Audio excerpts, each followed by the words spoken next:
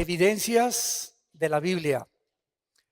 Cuando alguien te para en la calle y te pregunta, ¿por qué dicen ustedes los cristianos que la Biblia es la palabra de Dios? ¿Tienes tú las municiones y los argumentos para rebatirlo? Si te para un mormón y te dice, pues que somos dioses, ¿puedes tú mostrarle algún versículo en la Biblia demostrando la divinidad de Cristo y de que no somos dioses?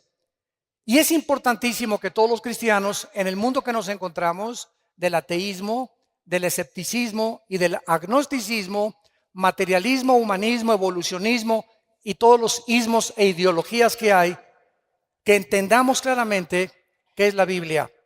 Miren ustedes, si yo pongo la Biblia del lado derecho y pongo a la izquierda las doctrinas y convenios y la perla de gran precio del libro de los mormones, el Ramayana o los Vedas de la India, el Menji Chu Tsiu Da Huese de Confucio, el Tripitaka y el Lotus de Buda, el Corán del Islam y la Biblia del lado derecho, ninguno, escuchen esto, ninguno de los libros que se consideran sagrados tiene las evidencias científicas, arqueológicas, antropológicas, genéticas, físicas, históricas, literarias, poéticas, psicológicas, sociológicas que tiene la Biblia. La Biblia es un libro indiscutiblemente singular y no existe en los billones de volúmenes de literatura en el mundo entero algún libro que se le pueda comparar. Actualmente tengo ya 35 años, no de edad, ¿verdad? Ni de convertido, de predicar y dar este mensaje a las naciones del mundo. En estos 35 años, Dios es testigo de que he retado a científicos, ateos, agnósticos, escépticos, físicos, matemáticos, ingenieros, políticos, presidentes, gobernantes, con esta pregunta: ¿alguno de ustedes me puede presentar un libro mejor que la Biblia? En estos 35 años que tengo en el radio, en la televisión, no he encontrado, ni creo que nadie se atreva a decirme, este libro es mejor que la Biblia, porque si lo hiciera, demostraría la ignorancia que tiene de las Sagradas Escrituras, las cuales trato de demostrar en esta mañana. Si nosotros ponemos realmente del lado derecho a Jesucristo y ponemos aquí junto a Mahatma Gandhi, a Confucio, a Buda, al Ramayana, al Maharaji Chachi Kukulachi y a todos los filósofos orientales que se dicen dioses, no hay ningún líder religioso en toda la historia del ser humano que se compare con Jesucristo. Jesucristo volvió locos a los psiquiatras en la cruz. Acabo de ver un reportaje de la Asociación de Psiquiatría de un país sudamericano donde me invitaron, acabo de regresar de Guayaquil, donde fue un grupo de psicólogos los que me invitaron a darles conferencias a psiquiatras y a psicólogos acerca de las evidencias que quiero compartir. Y me decían muchos psiquiatras, las condiciones emocionales y sentimentales y las reacciones de Cristo en la cruz no eran de un ser humano, eran de un Dios. Ningún ser humano bajo esa presión, bajo esas circunstancias y bajo el medio ambiente donde él creció y se desarrolló, podía haber respondido como respondió desde esa cruz. Las palabras que expresó en la cruz y la forma como él vivió.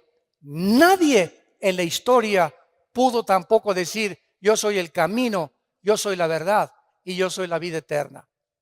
Cuando yo leí Juan 14:6, porque mi hermano Alejandro fue el que me guió a mí a Cristo con unos misioneros y gracias a él yo soy cristiano, cuando me enseñaron 14:6 de Juan, yo llegué a una conclusión. Ni Buda, ni el Che Guevara, ni Marx, ni Friedrich Nietzsche, ni Jean-Paul Sartre, ni los grandes hombres de Dios que se consideran los iluminados. Nunca leí la historia de todos ellos ha dicho, yo soy el camino, la verdad y la vida. Ahora, todo pudo haber quedado con esas palabras. Y cualquiera podría decir, bueno, yo también puedo decir de repente que soy Dios. Fue lo que dijo el Dalai Lama en 1992 al Papa Juan Pablo II. Y cuando vi en el periódico que el Dalai Lama le dijo al Papa que él era Dios, le mandé un correo a la embajada de China preguntándole, ¿nos puede usted anunciar cuándo se va a morir y resucitar? Porque si usted dice que es Dios, usted tiene el control de la vida. Y Jesucristo dijo, es necesario que el hombre, el Hijo del Hombre, sea muerto, perseguido y vituperado, y a los 3 días se levante de los muertos. Cuando tomó la última cena, Cristo sabía que era la última cena, que no volvería al otro día volver a comer con sus discípulos. Y así fue como les dijo, este pan y esta copa que vamos a beber, no la van a comer ustedes ni a beber hasta que estemos todos juntos en el reino de Dios. Él estaba perfectamente consciente a qué había venido y exactamente el día, la hora, los minutos y los segundos en que le quitarían la vida y la ofrecería para pagar por nuestros pecados. Veamos en primer lugar la evidencia de la singularidad de la Biblia. Apunten ahí número 1, la singularidad. La Biblia fue el primer libro en haber sido escrito en la imprenta de Gutenberg, 1455. El primer libro que se haya impreso en una imprenta fue la Biblia y se llamó la Vulgata Latina, que fue traducida posteriormente por un monje llamado Jerónimo. La Biblia es el libro más vendido, más publicado, más traducido a más idiomas, a más de 4,850 idiomas y dialectos que ningún otro libro jamás en la historia.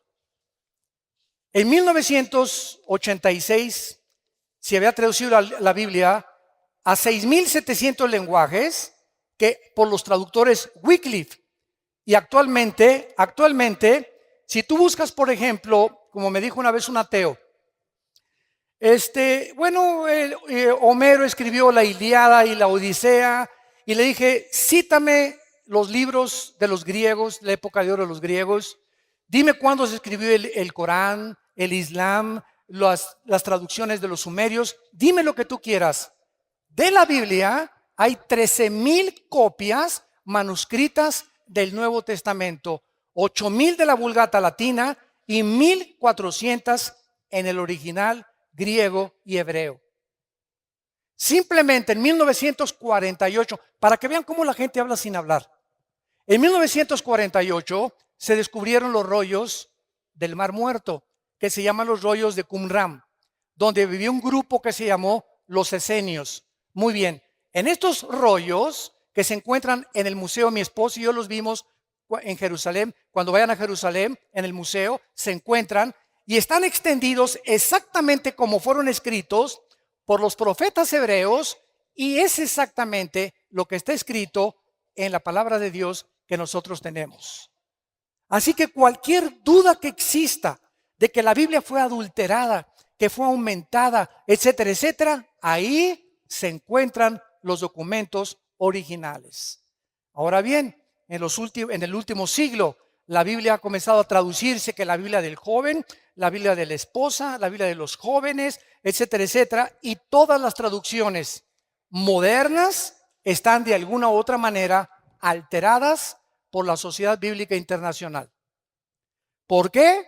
Porque entonces dijeron ellos, no podemos vender la Reina Valera de 1960 ni la King James, que son las mejores traducciones de los textus receptus, o sea, de los textos recibidos originales. No podemos, dijeron ellos, y tenemos que seguir con el negocio, y tenemos que seguir imprimiendo Biblias de color de rosa, moradas, verdes, amarillas, para seguir vendiendo por intereses económicos, desgraciadamente. Entonces, una de las peores versiones que hay se llama la Nueva Versión Internacional, que sustrajeron 26 versículos del Nuevo Testamento. Yo no se lo recomiendo a nadie. Entonces, esto nos muestra claramente, ¿verdad?, el ataque que la Biblia tiene. Por ejemplo, después de su muerte, un hombre que se llamó François Voltaire, en 1778, un ateo agnóstico que persiguió a la Biblia y a los cristianos en Francia, dijo lo siguiente antes de morir: la Biblia jamás podrá, después de mi muerte, pasar a la historia y nadie la volverá a publicar. Cuando se murió, la casa de Voltaire se convirtió en la imprenta más grande de Biblia de Europa. Coincidencias del destino. Veamos a continuación su unidad. La Biblia es un compendio de 66 libros. Vean esto, son 66 libros que hacen un solo compendio. Estos 66 libros fueron escritos en 1500 años. En 1500 años. El último libro que se escribió en el siglo I después de Cristo fue el libro del Apocalipsis. Estos 66 libros fueron escritos por más de 40 hombres diferentes. Unos fueron reyes, otros campesinos, pescadores, poetas, granjeros, médicos como Lucas, oficiales del gobierno y ministros de Hacienda como Isaías, etcétera, etcétera. Sin embargo, la grandeza y la peculiaridad y la consistencia que mantienen estos 66 libros es de carácter sobrenatural. Déjenme explicarles. Hace algún tiempo vino a la casa de ustedes un vendedor de enciclopedias. Y pásele, le dije, porque me encanta mucho, siempre me ha gustado mucho la lectura, a ver qué me puede usted ofrecer. Y pues ahí sacó su laptop y ya me mostró las nuevas versiones del Tesoro de la Juventud, Enciclopedia Británica, bla, bla, bla, bla. Y yo le pregunté a este vendedor: ¿cuántos años tienes vendiendo libros? Y me contestó: 30 años. Dije: hijo, toda tu vida la has dedicado a vender libros. Y realmente trae una enciclopedia en su laptop de todos los volúmenes casi más leídos y de más cultura en el mundo. Y le hice una pregunta: entre estos 30 años que tú tienes vendiendo libros, ¿tendrás por ahí de casualidad 3 libros que se hayan escrito en años diferentes por 3 autores diferentes y que coincidan en su pensamiento? Se metió a su laptop, comenzó a bajar ahí y me dijo después de 20 minutos: señor Alducin, no encuentro tal cosa en la historia de la literatura. Entonces me fui a mi oficina, saqué de mi escritorio la Biblia y le dije: aquí no son 3 libros, son 66 libros escritos por más de 1500 años, por más de 40 hombres, y los 66 libros mantienen del Génesis al Apocalipsis la misma línea, la vida del Hijo de Dios. Desde Génesis 1, escuchen esto, hasta el Apocalipsis, la línea que une a todos los 66 libros es la persona de Jesucristo. Les doy un ejemplo, un botoncito de muestra. Génesis 1:1 dice así: Bereshit Elohim ha-samayim ha-eretz, en el hebreo, que significa: en el principio Dios hizo los cielos y la tierra. Muy bien, Génesis 1:1 tiene 7 letras en el original hebreo. Tiene 7 palabras en el original hebreo. El número 7 en la Biblia es el número de la perfección. Muy bien, de estas 7 que tiene, el de en medio de Génesis 1 es el símbolo del menorá, que es el candelero que aparece en Apocalipsis. Y si tú te metes en una computadora, como lo hicieron en 1990-95, judíos expertos matemáticos en computación descubrieron que cada 7 letras en el original hebreo aparece el nombre Yeshua, que es Jesús. Y estamos hablando de algo que se escribió hace 4500 años. Por más que hubieran tenido computadoras y hubieran sido genios de la literatura, nadie podía haber acomodado tal fraseología en la Biblia, la palabra de Dios. Ahora veamos a continuación algunas evidencias científicas, señores científicos que nos visitan y los que nos escuchan a través ahorita por el internet y las redes sociales. En el Génesis capítulo 1, entendemos nosotros que la Biblia es el único libro que nos ofrece cómo fue hecho el universo. Los científicos, óiganlo muy bien si hay estudiantes de universidad aquí o profesionistas, nunca la ciencia jamás podrá darnos la explicación de lo que sucedió en el origen del universo. Porque para que sea científico tiene que ser repetitivo. Nadie nos podrá explicar de dónde venimos.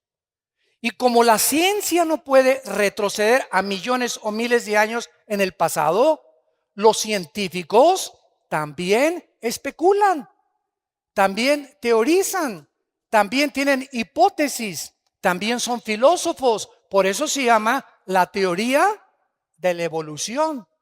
Y pues cuando tú hablas con un ateo o vas a la universidad y no han leído la Biblia tus maestros, ¿qué les queda para poder explicar de dónde venimos? Y te dicen que tu abuelita fue chita. Que somos el proceso de una selección natural, que los dinosaurios se convierten en conejos, los conejos en changos, los changos en dinosaurios, los leones en pumas, los pumas en perros, los perros en gallinas. Y esto, escuchen esto ni científica ni biológicamente es posible. La biología y las leyes de la física demuestran que es imposible la evolución. ¿Pero por qué? La siguen enseñando en las escuelas a nuestros hijos porque no tienen otra opción. Y si la tuvieran, tendría que ser la Biblia y tendrían que convertirse a Jesucristo. Y su soberbia intelectual no les permite aceptar las evidencias, aunque ellos ni siquiera se han preocupado en buscarlas delante de Dios. La Biblia dice que el primer día Dios hizo la luz, el segundo día el firmamento, el tercer día la tierra y el mar, el cuarto día el sol, la luna y las estrellas, el quinto día los peces y las aves, y en último lugar la obra de arte de Dios fuimos nosotros. Porque ni los perros, ni los cocodrilos, ni los changos, ni los conejos, ni las jirafas fueron hechas a imagen y semejanza de Dios. En esto precisamente radica la dignidad del ser humano, que no somos animales, que hay un propósito, que sabemos de dónde venimos, que tiene un propósito en nuestra vida y sabemos a dónde dirigirnos, y que después de la muerte seguiremos existiendo por toda la eternidad. Ahora, muchas personas me han preguntado, ¿cómo es posible que el primer día Dios haya hecho la luz cuando hasta el cuarto día apareció el sol, la luna y las estrellas? No. La Biblia se contradice y es imposible que esto haya sido Yahvé. La Biblia no es la palabra de Dios. Espérame tantito. ¿Tú sabes qué es la luz? La luz es un fluido de electrones o un tipo de electromagnetismo.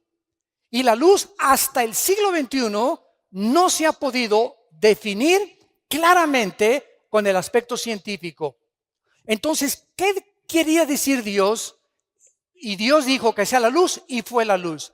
La luz es el espectro electromagnético que rodea la Tierra y que hace posible la comunicación entre los seres humanos y los animales. Si nos vamos en un cohete y nos salimos de la Tierra a la Luna, nos tenemos que llevar escafandras, porque allá arriba le puedo decir, ¿verdad? Pancho, ¿me oyes? ¿Por qué? Porque la luz no se transmite en sonidos fuera de la estratosfera. Entonces necesitamos aparatos especiales saliendo de la atmósfera terrestre para poder comunicarnos. ¿Por qué? Porque fuera de la atmósfera no existe el espectro electromagnético. Ahorita se puede grabar mi voz, puedes escuchar música en el radio, se puede transmitir ahorita en CNN o en Fox News lo que está pasando en el Medio Oriente por la televisión, y ahí viene corriendo la imagen desde el Medio Oriente, lo que está pasando a mi televisión en cuestión de segundos, gracias al espectro electromagnético. Y la Biblia tenía razón. Ahora muy bien, ¿por qué respiramos? Para que respiremos tiene que haber una fotosíntesis de las plantas. Y las plantas, para que existan, necesitan tener el agua. El orden en que Dios pone la creación del universo es exactamente el orden que la ciencia comprueba que era necesario para que la vida apareciera. ¿Quién le reveló a Moisés hace 4500 años el orden en que el universo fue hecho por Dios? Veamos en segundo lugar las pruebas de la genética, que son las que más me gustan, porque siempre estoy fascinado con la genética. Es impresionante lo que encontramos en lo que vamos a ver a continuación. Escuchen esto, hasta 1860, apúntalo. Hasta 1860 un hombre llamado Gregorio Mendel descubrió las leyes de la herencia. Era un monje que comenzó a hacer experimentos con chícharos y comenzó a mezclarlos y vio que un chícharo verde transmitía características verdes al otro chícharo y que ese chícharo le transmitía también exactamente el tamaño de ese chícharo anterior y otras evidencias más. Entonces dijo, algo se transmite de una manzana, una semilla de manzana, tiene cosas que cuando se siembran produce manzanas. La semilla de la uva produce uvas, la de la papaya produce papayas. Él descubrió que algo dentro de las semillas propagaba la consistencia, el tamaño, el color y hasta las vitaminas de la información que tenían las semillas. Pero él no tenía microscopio todavía. Y hasta 1954, el doctor James Watson gana el premio Nobel cuando descubre el ácido desoxirribonucleico, el ADN. Y este hombre gana el premio Nobel y descubre que en las billones de células que el cuerpo humano contiene, estamos compuestos de billones de células, en cada una de las células contenemos un software. Para hablarles en idioma del siglo XXI, cibernético. Cada célula de nuestro cuerpo contiene información genética codificada. Cuando hay información inteligente, la materia no la puede producir. La materia no puede producir el pensamiento, ni la materia puede producir la conciencia. Por eso es una de mis armas favoritas a los ateos, que son mi plato favorito. Y siempre les digo a los ateos, bueno, ustedes, a ver, explíquenme el universo, ¿no? Una explosión, el Big Bang. ¿Así? ¿Y quién produjo la explosión?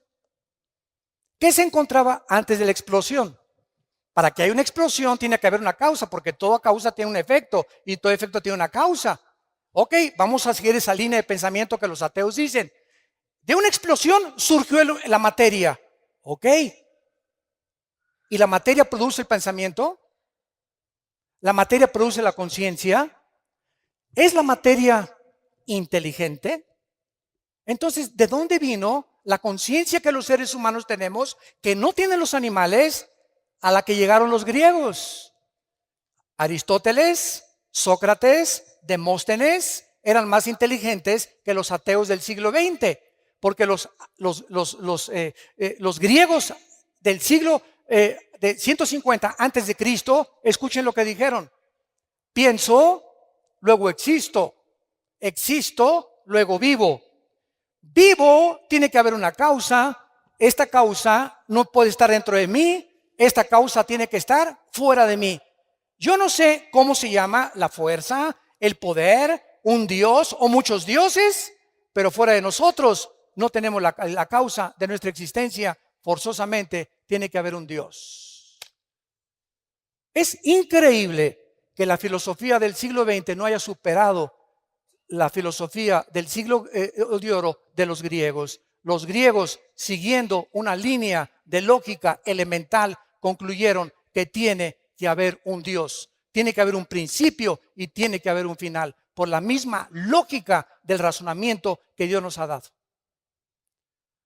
Ahora bien, cuando nosotros vemos en Génesis 1, versículo 11 y 12, las leyes de la genética, que antes de 1860, estamos hablando casi 5,000 años antes de que se descubrieran las leyes de la herencia y casi 6,000 años antes que se descubrieran las leyes del código genético hereditario o el ADN en 1954 por el doctor Watson y el doctor Crick, que fue una pareja de científicos. Dice así la Biblia: después dijo Dios, Génesis 1, versículo 11, produzca la tierra hierba verde, hierba que dé semilla, árbol de fruto que dé fruto, según su género, que su semilla esté en él, sobre la tierra, y fue así. Produjo pues la tierra hierba verde, hierba que da semilla, según su naturaleza, árbol que da fruto, cuya semilla está en él, según su género, y Dios que era bueno. Versículo 21, y creó Dios los grandes monstruos marinos y todo ser viviente que se mueve, que las aguas produjeron según su género, y toda ave alada según su especie, y vio Dios que era bueno. Cuando nosotros leemos esto en el siglo XXI, otra vez, y la Biblia se adelantó al periódico y a los descubrimientos científicos de mañana en la mañana. La Biblia es más moderna que el periódico de mañana en la mañana. La Biblia ya establecía las leyes de la genética, que una semilla de uva tiene un código genético que determina que cuando se siembre crezca no como plátano, ni como naranja, ni como papaya, sino que crezca con las características de la información que ahí le pusieron el que creó esa semilla. Y además esa semilla trae características antioxidantes para que los seres humanos cuando coman uvas sepan que están tomando antioxidantes. A las semillas de las naranjas tiene un código informativo, un software que Dios les puso para que cuando se siembre den exactamente según la naranja, las características de la naranja, las vitaminas de la naranja, el color y el tamaño de la naranja, y no plátanos ni papayas. Y cuando Dios hizo al ser humano con espermas del género masculino y a la mujer con cromosomas del género femenino. Y encontramos algo maravilloso, que Dios, les he preguntado esto a mucha gente, ¿quién piensan ustedes que fue primero, el hombre o la mujer? Y todos contestan y voltean a ver a su mamá. Todos aquí, no hay nadie que no haya tenido mamá. No, entonces me contestan, es lógico que Dios haya hecho primero a la mujer. Sin embargo, la Biblia no nos lo explica de esta manera.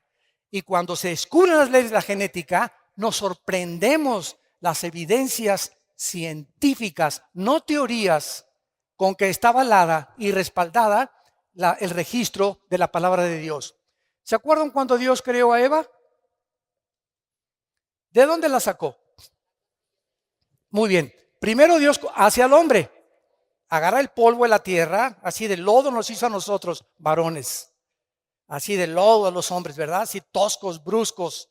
Y ya después de que hace a Adán como una estatua, Dios hace esto. Y Adán recibe algo que no recibió Chita. Ni los gorilas, ni los rinocerontes, ni los pájaros, ni los perros, ni los gatos. El hombre recibe el aliento directo, infundido de Dios, porque dice Eclesiastés 3:11 que Dios pone desde ese momento la eternidad en el corazón humano. Dios sopla dentro de él algo que era de él, de Dios. Y por eso somos a imagen y semejanza de Dios. Y después de que Dios crea a Adán, pues lo lleva al huerto y lo pone a labrar el huerto y a poder sembrar en el huerto. Trae a todos los animales para que les ponga nombre. Y ya que Adán vio que Chita no podía ser su novia, ni la jirafa, ¿verdad? Ni ninguna leona, ni ninguna tigresa por ahí. Entonces Dios pone a dormir en capítulo 2 del Génesis Adán y escuchen lo que pasa. Esto es impresionante. Adán duerme y Dios dice en la Biblia que saca una de sus costillas, porque la palabra en el hebreo es Selah, que significa costilla. Y de esa costilla, de ese material genético, saca al hombre. Muy bien. El hombre, para que entendamos esto, tiene dos cromosomas, X y Y. Los que son médicos aquí nos lo pueden confirmar. El hombre tiene XY, la mujer tiene dos cromosomas sexuales XX. La mujer no tiene el cromosoma que determina el género masculino. Cuando mi papá tuvo relaciones con mi mamá, el esperma que ovuló o fertilizó el huevo de mi mamá fue un Y y yo nací varón. Porque si hubiera sido el X, hubiera nacido mujer. Entonces, el cromosoma Y determina el género de los hombres. Y los hombres poseen ese cromosoma que las mujeres no tienen. Las mujeres tienen XX. Muy bien. Si Dios hubiera sacado a la raza humana del material genético de la mujer, la raza humana no se hubiera podido reproducir. Porque precisamente es en los huesos, en la médula de los huesos, donde se produce la sangre. Y es precisamente en la sangre donde viene la diferencia entre los cromosomas del hombre y la mujer. Si vas a un consultorio médico, a los laboratorios del Chopo, por ejemplo, y te hacen un examen de sangre, te dicen si eres hombre o mujer. En la pura sangre nada más. Ahora, pasaron miles de años y se le aparece el ángel a María. Y le dice a María, vas a ser mamá. Y María se espanta. ¿Cómo que si ni a Cancún nos hemos ido? ¿Verdad? ¿Cómo que voy a ser mamá? Espérame tantito, no te me adelantes, y estamos comprometidos, no nos hemos casado. Y además la ley judía dice que si yo me embarazo antes de casarme, hasta pedradas me pueden matar. Y el ángel Gabriel, en Lucas 1 y en el Evangelio de Mateo, le dice a María, María, no te preocupes, Dios va a engendrar en tu vientre a un hombre llamado, y le vas a poner por nombre Jesús. Ni José ni tú le van a poner el nombre. Y sabes una cosa, María, que ese ser que van a nacer no va a ser engendrado por José. José no se va a meter contigo. Muy bien, hace 2000 años que fue escrito esto en el Nuevo Testamento, nadie entendía por qué Cristo tenía que nacer virginalmente. ¿Por qué José no podía tener relaciones con la Virgen María? Simplemente porque el cromosoma Y de José venía infectado desde Adán. Porque por un hombre entró el pecado y el pecado se transmitió a través de toda la raza humana hasta nosotros. Todos los seres humanos, todos sin excepción, desde Adán, hemos nacido infectados por el pecado. Carlos Marx le decía la lucha de clases. Sigmund Freud, el problema del Medio Oriente y la sexualidad infantil. William Shakespeare, el defecto trágico. Y muchos hombres han tratado de por qué el hombre es contradictorio en su comportamiento. ¿Por qué esa conducta autodestructiva con la cual nacemos? ¿Por qué a los niños no les enseñas a portarse mal? Desde que están chiquitos, un niño al año y medio es el más grande dictador de su casa. Un niño al año y medio, a los 2 años, ¿verdad? A los 3 años, no quiero mi juguete, quiero el de Pepito. No se hace eso, niño, no me hace berrinchito. Y vemos que hay algo dentro del ser humano que va en contra de toda autoridad, de todo lo que se les dice. Y se les enseña a portarse bien, porque el mal nacimos con él. El mal, como la Biblia lo explica claramente, de nosotros viene por herencia desde Adán hasta nuestros días. Entonces, vemos que las evidencias genéticas, físicas de la creación de la Biblia son maravillosas y que podemos nosotros, a través de esto, darle una respuesta al ser humano para que el ser humano pueda entender por qué la Biblia es el libro de los libros. Hace 2300 años, antes de que Galileo Galilei, tu padrino, descubriera que la tierra era redonda, apúntalo. En el libro de Isaías 40, capítulo 40, versículo 22. 2300 años antes que Galileo, la Biblia ya decía que la tierra era redonda. Hay una ley en la física, todos ustedes que son de carácter universitario de la preparatoria, que se llama la ley de la entropía. Y todos ustedes, si ya pasaron la secundaria a la preparatoria o están en la universidad, forzosamente tienen que conocer que hay una ley que rige a todas las demás leyes, que se llama la ley de la primera y la segunda ley de la termodinámica. ¿Qué establecen estas leyes físicas? Precisamente que todos los procesos físicos, todos los sistemas ordenados, tienen con el tiempo a desordenarse. Nunca del desorden surge el orden. Esto es antifísica, sino que del orden surge el desorden. La evolución enseña que de lo menos vamos a más. Y la Biblia enseña que fuimos coronados como la creación máxima de Dios y estamos como los cangrejos en lugar de evolucionar. Claro que hemos evolucionado tecnológicamente y científicamente como criaturas físicas y como criaturas intelectuales, pero como seres humanos hemos hecho el ridículo porque estamos en el siglo XXI y ahorita en noviembre del año 2015 el mundo está a punto de entrar a una tercera guerra mundial. ¿Dónde está el razonamiento? ¿Por qué no hemos podido vivir en paz? ¿Qué le pasa al ser humano? ¿De qué nos sirvió llegar a la luna? Y los experimentos y los descubrimientos, todo eso ha ensoberbecido al ser humano. Simplemente, profesando ser sabios, se hacen necios. Porque habiendo conocido a Dios, no le quieren glorificar como a Dios, ni le quieren dar gracias. El ser humano está envanecido en sus razonamientos. Su corazón ha entenebrecido y nos hemos creído dioses. Y por eso el mundo se encuentra como se encuentra. Por eso Estados Unidos legalizó el aborto en 1973. En junio de este año legalizaron los matrimonios gays, que es el síntoma más grande de descomposición de la familia en el mundo entero y de una nación. Porque la nación la forman las familias y las familias forman las naciones. Si la familia se desintegra, la nación no tiene ningún futuro. Y este es el punto al que hemos llegado porque no hemos querido aceptar a Dios.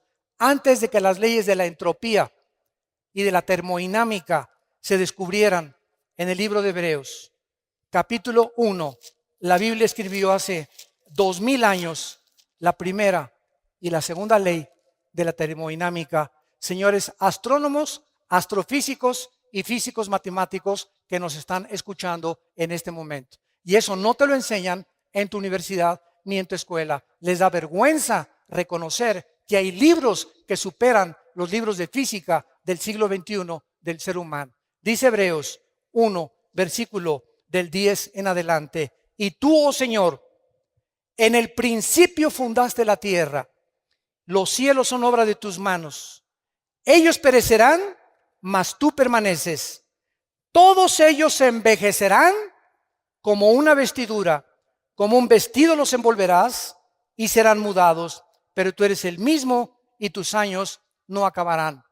Exactamente lo que estas leyes establecen, que todo se descompone, todo se oxida, todo se termina, todo se arruina, todos tenemos que meterle mantenimiento a un edificio, mantenimiento a mi coche, mantenimiento a mi persona. Estamos nosotros muriendo celularmente cada segundo.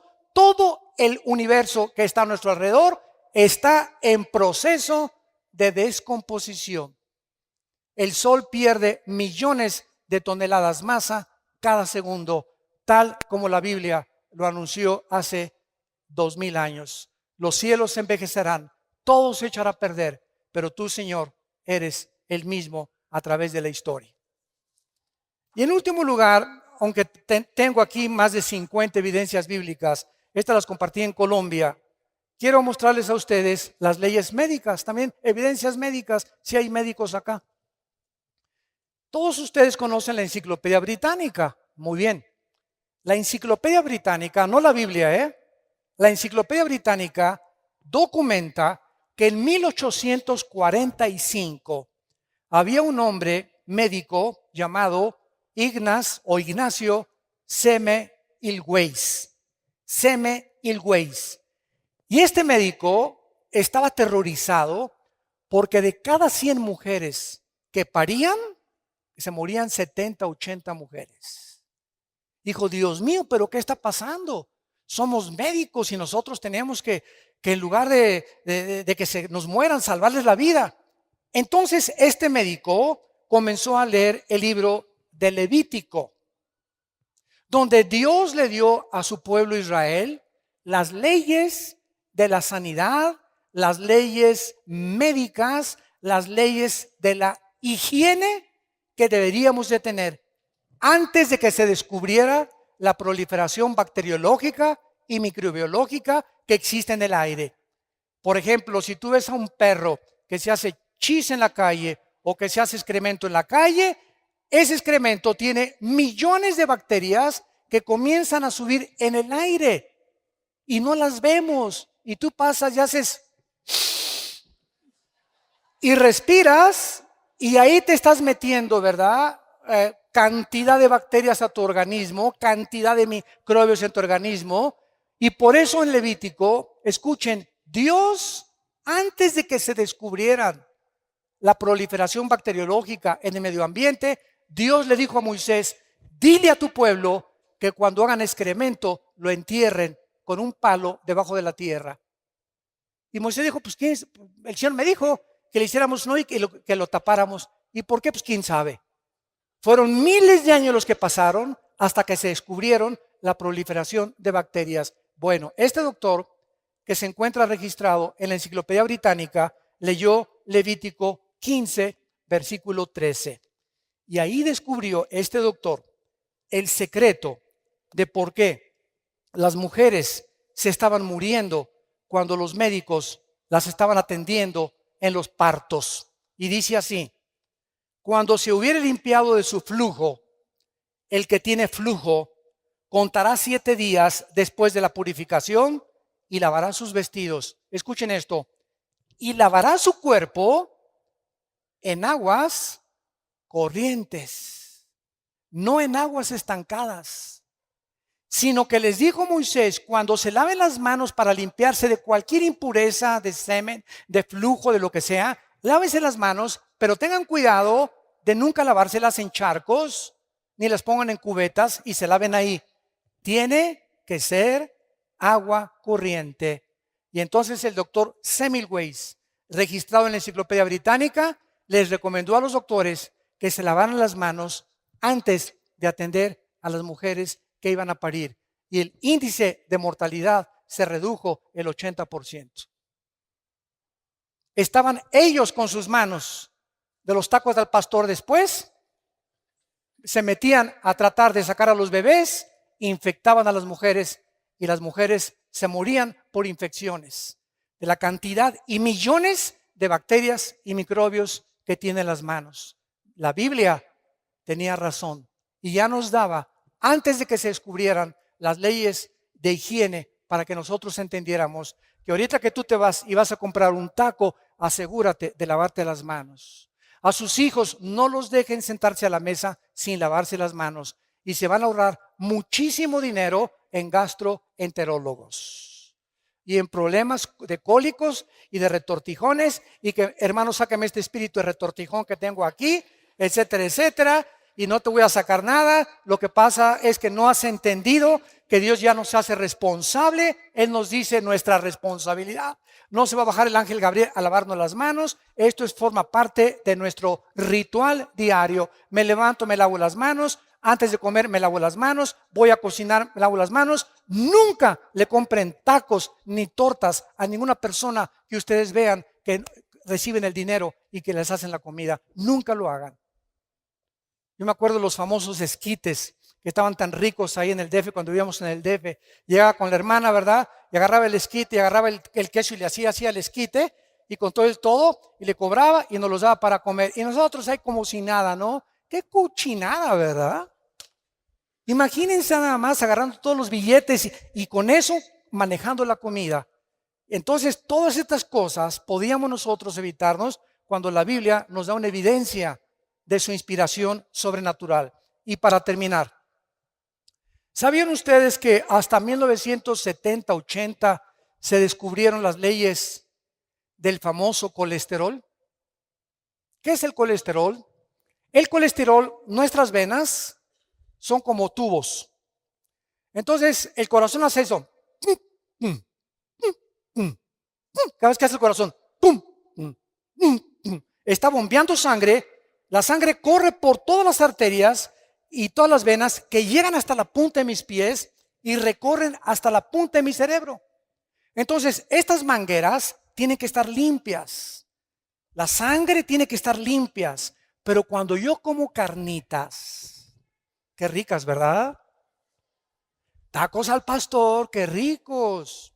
Camarones, qué ricos. Langosta, mucho más. Es la que más colesterol tiene. Y los alimentos que que degustamos y que creemos, ¿verdad?, que son buenísimos.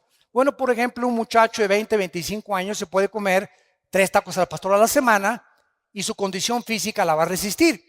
Pero si pasamos de los 40 o llegamos al 5.º piso ya pasamos del 5.º piso, ¿verdad? ¿Qué es lo que hay que hacer? Cuidar nuestra dieta. Y lo más importante, el colesterol. Muy bien, si yo no cuido el colesterol y como mucha grasa animal, o mucha carne, por ejemplo, o muchos camarones, o muchas cosas que Dios prohíbe en Levítico capítulo 11, mis venas, la tubería, se comienzan a bloquear. Entonces se aprietan las venas y el corazón hace... Comienza a bombear con más esfuerzo el corazón porque el colesterol está bloqueándome las venas y por eso sobrevienen los ataques cardíacos. De repente tienes 40, 45, 50 años y ¿qué me pasa? Al hospital y vas para el suelo y te hacen un examen de sangre, estás con el colesterol de más de 200 puntos, los triglicéridos más de 300 y la glucosa más de 100 puntos, que son los límites que debemos de tener. ¿Por qué? Porque estamos violando las leyes de la higiene que Dios estableció en su palabra. Todo nos es permitido, mas no todo nos conviene. Según la edad que tengamos, tenemos que tener más cuidado. La Biblia nos recomienda beber por lo menos 2 litros de agua diarios. No de Jamaica, no de horchata, no de durazno, agua. ¿Sabes qué es agua? Agua. Sin nada. Ahora, claro que puedes echarte tu horchata, lo que tú quieras, ¿no? Pero mínimo 2 litros de agua, agua natural, porque somos más del 80% de nuestro cuerpo está compuesto de agua, más el cerebro. Y el alimento privilegiado para el cerebro y para tener alerta el cerebro es el plátano. Un plátano diario te da el potasio y las características que necesitan tus neuronas del cerebro para que pienses bien y no sigas pensando en el Calimán ni en ricas y famosas. Santos de Dios, tenemos el libro, la palabra profética más segura a la cual haríamos bien en estar atentos. Qué privilegiados somos nosotros los cristianos, de tener un mapa, un GPS, una brújula que me diga cómo tratar a mi esposa, qué es el matrimonio, cómo debe ser mi noviazgo, cómo debo manejar mis negocios, cómo debo de manejarme en la sociedad, cómo debo de pensar, a dónde me dirijo, cómo sacar de mi vida el estrés, la ansiedad fuera de mi vida. No. Confío en Dios, Él es mi Salvador, mi roca, mi castillo. Oh Dios, en ti confiaré. Fuera estrés de mi vida. Ahora se ha descubierto que el estrés es la enfermedad que produce el 60% de las dolencias físicas y mentales del ser humano. El estrés. La clínica Rochester en Mayo, la clínica Mayo en Rochester y el hospital Hopkins en Estados Unidos coordinaron y coincidieron por primera vez el año pasado que el estrés es la enfermedad más grave del ser humano del siglo XXI. España es el país que más pastillas tranquilizantes consume. Es el país donde hay más abortos y donde hay más divorcios en todo el mundo, en España. Y en México no nos quedamos ya para atrás. Cantidad de ustedes están recurriendo a Valium, a Prozac, a tranquilizantes nerviosos para poder funcionar químicamente. Y te estás drogando sin que tú te des cuenta. ¿Por qué? Porque no crees que Dios dijo, mi paz les dejo, mi paz les doy. Hace 2000 años el Hijo de Dios nos trae la medicina antes de que la enfermedad surgiera, el estrés. ¿Qué es el problema de la gente estresada? Que no tiene paz. Y si tú no tienes paz, no puedes pensar. Si no tienes paz, no puedes orar. Si no tienes paz, no puedes venir a la Biblia. Porque como Pepito en Comal llegas, ¿verdad? Y el Espíritu Santo te dice, aplácate, sereno moreno primero. Tranquilino, pino, cocolino. Ya que te calmes, ya que te tranquilices, dice el Espíritu Santo, me podré comunicar a tu espíritu. Pero en el estado en que tú te encuentras, no vas a discernir la voluntad de Dios para tu vida. Por nada estén afanosos, sean conocidas sus problemas con toda oración y súplica en el Espíritu. Y la paz de Cristo, que sobrepasa todo entendimiento, guardará nuestros pensamientos y nuestros corazones en Cristo Jesús. Shalom, que tengan paz. Gracias por tu palabra, Señor. Gracias, Señor, por tu palabra, porque nos has dejado una palabra que nos puede sostener en un mundo convulsionado por la inestabilidad, en un mundo donde hay demasiada confusión religiosa, política, económica, un mundo que no te conoce, donde nos has llamado a formar parte de tu cuerpo para anunciar las virtudes de aquel que nos llamó de las tinieblas a tu reino admirable. Gracias, Jesús, por haber abierto tus brazos en la cruz, y desde esa cruz, con tu cabeza coronada de espinas, los clavos en tus manos y los clavos en tus pies, y abandonado, traicionado y perseguido por todo el gobierno romano y por los que se decían tus amigos, de tu boca salieron las palabras más excelsas y más sublimes que un hombre pueda pronunciar en medio del dolor. Padre, perdónalos, porque no saben lo que están haciendo. Gracias, Jesús, porque ahora, con conciencia de lo que estamos haciendo, has entrado a nuestra vida a fortalecerla y animarnos a seguir peleando en medio de tanta oposición de un mundo condenado por el pecado, la buena batalla de la fe. Te pedimos, Señor Jesús, por el gobierno de México. Te pedimos por el presidente Peña Nieto y su familia, por todos los que forman el gabinete presidencial, por el gobernador de este estado, de todos los estados de la República. Señor, trae la paz a México. Necesitamos vivir en paz. Trae la paz a las familias, trae la paz a las iglesias, y esa paz en nosotros, que la podemos proyectar y reflejar para que Jesús pueda vivir verdaderamente a través de siervos que ya no vivimos para nosotros, sino para aquel que vive por los siglos de los siglos, en quien oramos y a quien adoramos, al Hijo de Dios. Amén.